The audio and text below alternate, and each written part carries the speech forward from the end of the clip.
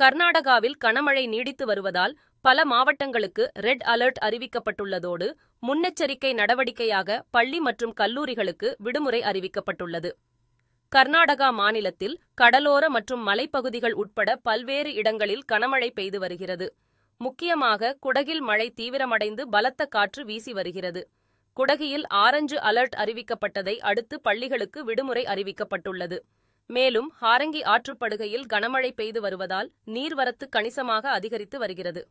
இதனால் ஆற்றில் 10,000 கன அடி வீதம் தண்ணீர் திறக்கப்பட்டதால் ஆற்றங்கரையோர மக்களுக்கு எச்சரிக்கை விடுக்கப்பட்டுள்ளது. இதேபோல் தட்சிண கன்னடா மாவட்டத்திலும் அனைத்து பள்ளிகள் மற்றும் கல்லூரிகளுக்கு விடுமுறை அளிக்கப்பட்டுள்ளது. உத்தர கன்னடா உள்ளிட்ட மாவட்டங்களில் கனமழை கொட்டி வருகிறது.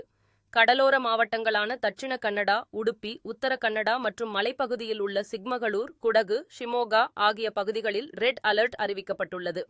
பெலகாவியிலும் கனமழை பெய்யும் என்பதால் ஆரஞ்சு அலர்ட் விடுக்கப்பட்டுள்ளது.